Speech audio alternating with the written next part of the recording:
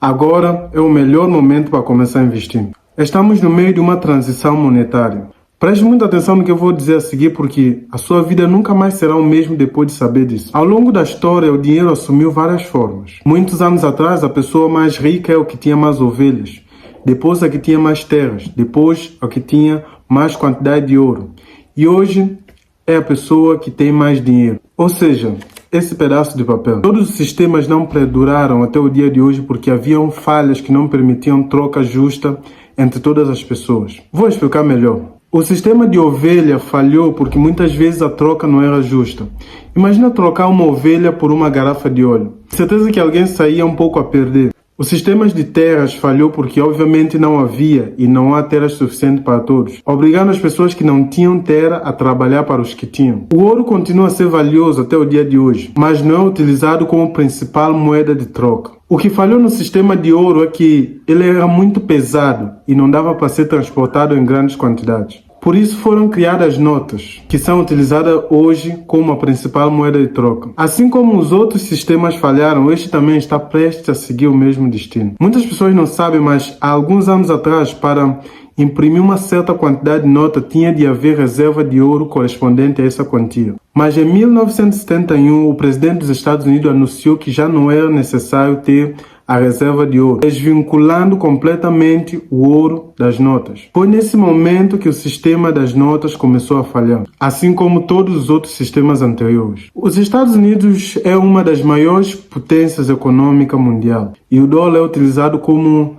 World Reserve Currency, ou seja, a moeda da reserva mundial. E o que acontece quando uma das maiores potências do mundo é livre para imprimir quantas notas quiserem? Bom, existem pessoas mais qualificadas do que eu para falar sobre esse assunto. O meu objetivo não é dar uma aula completa de economia. O meu objetivo é dar um breve resumo da história do sistema financeiro e deixar claro que todos os sistemas criados por homem falham. Neste momento estamos a vivenciar a falha do sistema das notas.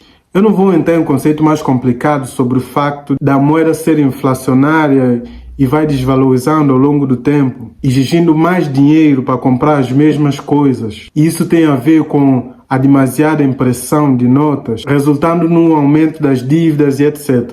Existem muitos termos complicados e eles complicam de propósito para que as pessoas da classe baixa não entendam. Basicamente criaram uma nova língua que só pode ser entendida pela classe alta. E tudo isso com um objetivo: escravizar a classe baixa, fazendo com que trabalhem uma vida inteira por uma mesquinha de pedaço de papel, que eles têm em abundância e podem imprimir o quanto quiserem. E até agora tem funcionado perfeitamente. As coisas estão cada vez mais caras, é preciso mais dinheiro para comprar as mesmas coisas e as pessoas recebem o suficiente apenas para pagar casa e comida. Estão com medo de fazer filho por não ter condições suficientes para sustentá-lo. Algumas pessoas precisam ter 2 empregos para ganharem mais. Trabalham todos os dias, ficando sem tempo para aproveitar a vida e passar o tempo com as pessoas que amam. Estamos em uma fase em que pessoas que têm dinheiro continuam a ter sempre mais porque sabem como é que o sistema funciona. E as pessoas que não têm continuam a ter menos, precisando dobrar o esforço para manter o que têm. É o tal efeito Mateus que Malcolm Gladwell fala no livro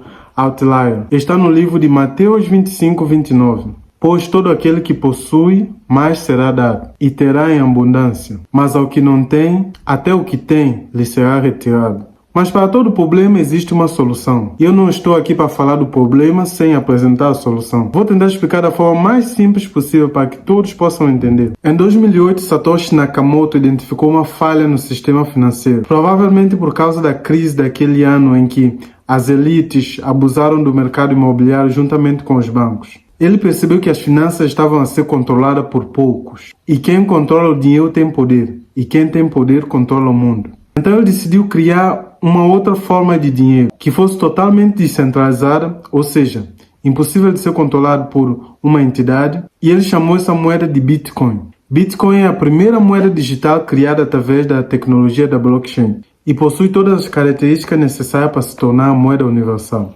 Essa imagem representa a característica do dinheiro.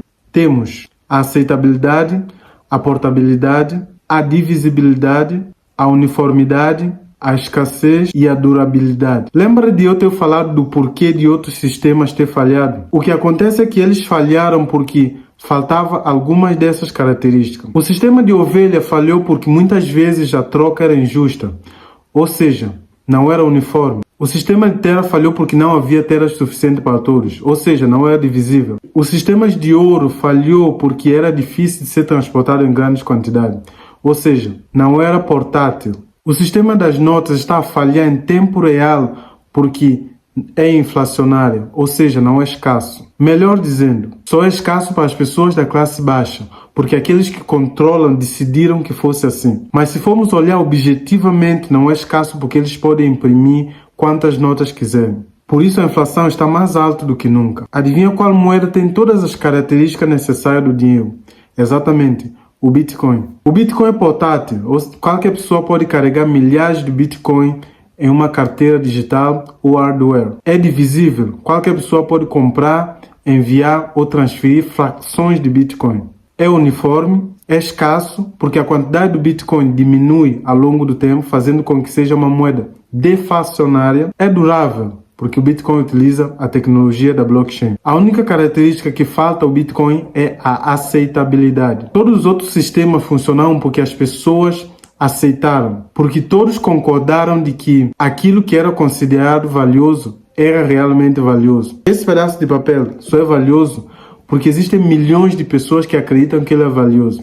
Se essas mesmas pessoas consideram que esse pedaço de papel não vale nada, ele não vai valer nada. A única característica que falta ao Bitcoin é a aceitabilidade, ou seja, ser aceito por todos como moeda de pagamento.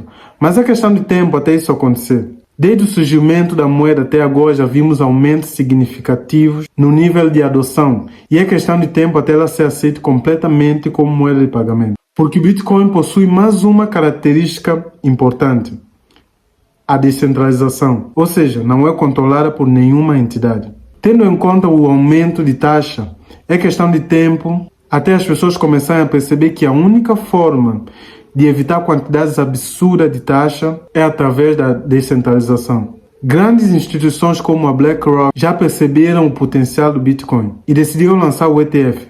Mas isso é só o começo. Esse é o momento certo para entrar no mercado das moedas digitais. Há alguns anos atrás havia aquela incerteza, porque não havia regulamentação. Mas agora os grandes players já começaram a entrar, embora ainda não tenha sido adotado pelas massas. Ou seja, estamos exatamente no meio do processo. Nem na fase inicial, em que havia muitas dúvidas e ceticismo, nem na fase final, em que é adotado pelas massas. Isso está longe de ser especulação ou coisa da minha cabeça. Na verdade, esse é um processo que acontece com todas as tecnologias. Essa imagem representa o ciclo de vida da adoção de uma inovação. Todas as tecnologias que surgiram até o dia de hoje passaram por esse exato processo. A internet, os smartphones, as redes sociais e etc. Todos passaram por esse exato processo. E eu vou explicar detalhadamente como é que funciona esse processo. Esse gráfico mostra o progresso de um projeto e mede o seu desempenho. Na adoção da tecnologia, o gráfico mostra estágios de crescimento da inovação, passando pela maturidade até a estabilização. E esses estágios incluem inovadores, primeiros adotantes, maioria inicial, maioria tardia e retardatários. A adoção em cada estágio é baseada em perfis sociais e psicológicos. Os inovadores são entusiastas da tecnologia, enquanto os primeiros adotantes são os visionários. A curva decola quando os visionários começam a adotar o ativo. Os pragmáticos entram como a maioria inicial, enquanto os conservadores entram como a maioria tardia. E no final da curva estão os retardatários, que são maioritariamente céticos. E essa imagem representa a adoção das criptomoedas. E como podemos ver no gráfico, nós estamos na fase dos adotantes iniciais. Felizmente, o Bitcoin surgiu em uma era com tecnologia de ponta. Graças ao avanço tecnológico, financeiro e de comunicação, o Bitcoin pode escalar essa curva mais rapidamente em escala global. Eu vou pôr em termos mais simples, porque eu não sou da classe alta. Então eu quero que todos entendam perfeitamente o que eu quero dizer. Para dar uma imagem mais clara, o Bitcoin está a crescer a uma taxa maior do que a internet e tecnologias modernas. Atualmente, o Bitcoin tem 135 milhões de usuários. Está projetada para atingir 1 bilhão de usuários até 2025. Por outro lado, a internet levou 7 anos e meio para crescer de 135 milhões para 1 bilhão de usuários em 2005. Se essas projeções se tornarem realidade, o que eu acho que vai, o Bitcoin alcançará o mesmo feito em metade do tempo. Eu li essa informação nesse artigo, quem quiser pode visitar e ler por conta própria. Eu falo especialmente do Bitcoin porque é a cabeça de todo o resto, o que muitas pessoas chamam de ouro digital. Eu sei que toda essa informação que eu acabei de dar é extremamente valiosa e muitas pessoas estão a considerar investir em Bitcoin, mas existe um problema. Muitos de vocês que estão a ver esse vídeo não têm capital suficiente para investir em Bitcoin e obter retornos significativos, a menos que estejam dispostos a aguardar 6 anos, porque segundo a grande investidora Catherine Wood, o Bitcoin pode atingir $1 milhão em 2030. E eu honestamente não duvido disso. Nos últimos anos verificamos um aumento significativo nas novas tecnologias, por exemplo, inteligência artificial que está mais ou menos estabelecido e realidade virtual que está só no começo. Isso levou algumas pessoas a entrarem em pânico, mas eu garanto que isso não é nem metade do que está por vir. Eu não vou aprofundar nisso muito agora, vou deixar para outra ocasião. O que eu quero dizer é que a evolução tecnológica está a correr a uma velocidade nunca antes vista na história da humanidade. E se houvesse uma maneira de investir e obter retornos à mesma velocidade da evolução tecnológica? A boa notícia é que existe mesmo, e a forma de fazer isso é investir nessas mesmas tecnologias. E muitos de vocês devem estar se perguntar como fazer isso. Presta muita atenção porque eu estou prestes a dar uma informação que vai mudar a vida de muitas pessoas. Desde o surgimento do Bitcoin foi lançado muitos outros projetos com o mesmo objetivo, a descentralização. Muitos desses projetos são falsos e têm como objetivo enganar as pessoas. Por isso existe aquela dúvida e ceticismo em relação às moedas digitais. Mas se olharmos objetivamente, hoje em dia as pessoas utilizam quase tudo para enganar as pessoas. É tudo uma questão de procurar informações nos lugares certos, com as pessoas certas e não acreditarmos em tudo que vemos na internet. Como eu vinha dizendo, após o lançamento do Bitcoin, muitos outros projetos foram lançados. Alguns são enganosos, mas muitos são legítimos. E é exatamente aí que surge a oportunidade. Lembra quando eu disse que a tecnologia está a evoluir a um nível nunca antes visto? Muitos desses projetos estão relacionados com essas tecnologias, como por exemplo a inteligência artificial, o metaverso, finanças descentralizadas e etc. Bill Gates investiu na internet na fase inicial, hoje ele é bilionário. Mas Gerson, se fosse assim tão fácil, todo mundo faria. A verdade é que não. Nem todo mundo estuda a história da economia, história das finanças, história das tecnologias. Em 1999, Bill Gates disse: no futuro só vão existir 2 tipos de empresa. As que fazem negócio na internet e as que não fazem negócio nenhum. Imagina dizer isso numa época em que a maioria das pessoas nem sequer sabiam o que é a internet. Provavelmente muitas pessoas pensaram que ele era louco. Mas como diz Abraão, a diferença entre um louco e um visionário é que um deles já sabe o que está por vir. Então eu vou aproveitar para fazer a minha previsão.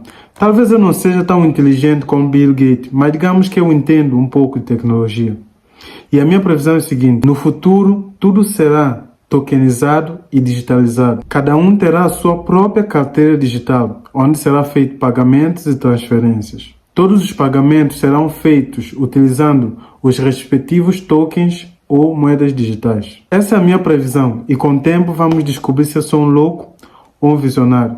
Mas continuando, como eu vinha dizendo, qualquer pessoa que souber analisar projetos, identificar os promissores e investir, principalmente projetos relacionados com narrativas atuais, como inteligência artificial, realidade virtuais e finanças descentralizadas. Essa é a oportunidade que está a passar diante dos olhos de muitas pessoas, mas muitos não conseguem ver por falta de informação.